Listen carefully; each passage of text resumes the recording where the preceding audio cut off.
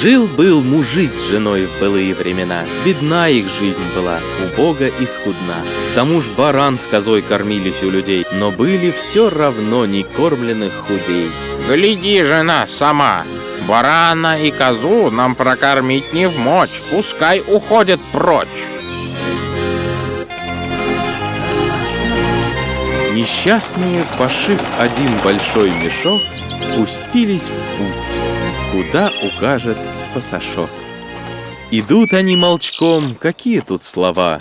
Вдруг около тропы, глядь, волчья голова. Боятся подойти, ведь робок нрав у них. Друг другу говорят: хватай! Лучше ты. За оба уха враз подняли страшный груз, раскрыли свой мешок и опустили вниз. Опять пошли они, конца дороги нет. Вдруг видят, средь стволов горит какой-то свет. Сказал баран козе, бредущий по пятам: Давай, коза, пойдем и заночуем там. Там волки в круг костра расселись на земле. Для варева вода кипит в большом котле. Обоим сгложим в раз, какая красота! И мясо на зубок, и каша не пуста. Но говорит коза: Друзья, зачем тужить? Мы мясом можем всем на славу удружить. Лишь вынул из мешка свой страшный груз баран, опешил волчий стан, поплыл в глазах туман. Не можешь разве счесть костей, глупец-баран? Башку-то покрупней достань скорей, болван! Смекнув, что без труда получится обман, вновь спора из мешка башку извлек баран.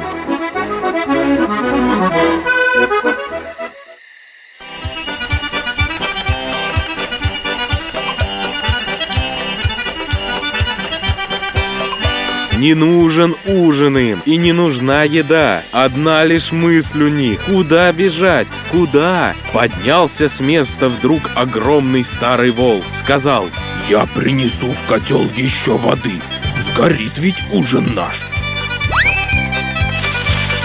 Оставшихся волков объемлет вновь испуг. Теперь вожак сбежал, покинув тесный круг. Так от напасти злой гуськом за волком волк в великом страхе в лес чуть ноги уволок.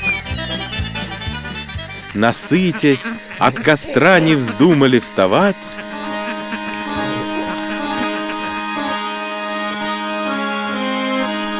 Вблизи огня в тепле остались ночевать. Там выспались они и с утренней зарей, мешок свой захватив с волчиной головой, по лесу путь продолжили друзья. Пускай завершена история моя.